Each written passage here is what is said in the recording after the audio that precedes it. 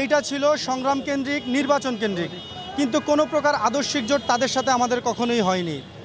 আপনারা দেখেছেন এই 5ই আগস্টের পরবর্তী সময়ে যদি 2000 ছাত্রছাত্রীর জীবনের বিনিময়ে ছাত্রলীগ নিষিদ্ধ হতে পারে, তাহলে 71 সালে সেই 30 লক্ষ শহীদ এবং 2 লক্ষ মা-বোনের ইজ্জতের বিনিময়ে কেন সেই রাজাকার এবং আলবদর সেই বাহিনীকে এখন বাংলাদেশে তারা কেন নিষিদ্ধ হবে না? আপনাদের একটা জিনিস লক্ষ্য করে দেখবেন, আপনারা দেখবেন যে বিএনপি বর্তমানে সবচেয়ে বেশি জনসম্পৃক্ত একটি দল। এই দলটার বিরুদ্ধে যারা ষড়যন্ত্র করতেছে তারা কত পার্সেন্ট? এই জামাত এর আগে একবার জোটবদ্ধভাবে তারা এককভাবে নির্বাচন করেছিল, তারা মনে হয় 10টি সিট পেয়েছিল, 10টি কি 11টি তারা সিট পাইছে।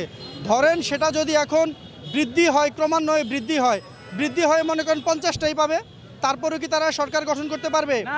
তাই তারা চাচ্ছে যে কোনোভাবেই হোক এই নির্বাচনকে ভণ্ডুল করে, নির্বাচনের পরিবেশকে বিনষ্ট করে আমাদের যেন এবং সুস্থ স্বাভাবিকভাবে কোনো ভোট যেন এই দেশের বুকে না হয়, সেই ষড়যন্ত্রে তারা লিপ্ত।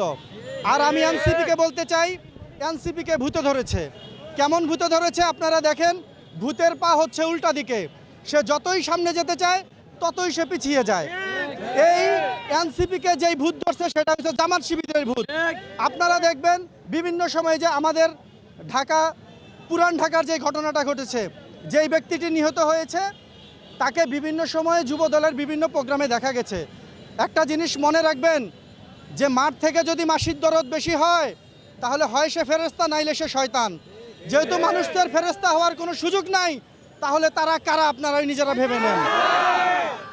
আমি এই জামাত শিবিরের যেই সকল লোকেরা আছে আমরা তাদেরকে বলতে চাই, দেশকে অস্থিতিশীল পরিবেশের দিকে আপনারা ঠেলে দিবেন না। আপনাদের পুরনো দিনের কর্মকাণ্ডের কারণে আপনারা এই দেশ এবং জাতির কাছে আপনারা ক্ষমা চান। আপনারা স্বাধীনতা বিরোধী হয়েছেন। দেশের সবগুলো টার্নিং পয়েন্টে, সবচেয়ে গুরুত্বপূর্ণ পয়েন্টে জামাত সবসময় ভুল সিদ্ধান্ত নিয়েছে।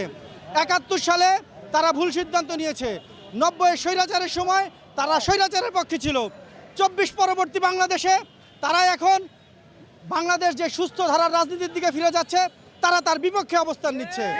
তাই আমরা বলবো আপনারা মাত্র 5%ও না, 3 থেকে 5% মানুষের প্রতিনিধিত্ব করেন। এই দেশের প্রায় 60% মানুষের প্রতিনিধিত্বকারী বিএনপিকে আপনারা ভুল পথে কোনো প্রকার ষড়যন্ত্র করার চেষ্টা করবেন না। এই দেশের মানুষের ধানের শীষ তাদের রক্তের সাথে মিশে আছে। এই দেশের মানুষ তাদের ভোটের মাধ্যমে দেখিয়ে দিতে চায়। আপনারা যদি এত জনপ্রিয়, আপনার ভোটের মাধ্যমে আসেন, আপনারা দেখিয়ে দেন আপনাদের জনপ্রিয়তা কতটুকু। আপনারা কেন নির্বাচনী এই পরিবেশটাকে ভণ্ডুল করছেন? এই মাসুদ, জামাতের মাসুদ, তাকে আমরা দেখেছি বিগত সময়ে সে অনেক নির্যাতনের শিকার হয়েছে, তার প্রতি আমাদের সিম্পিথি আছে।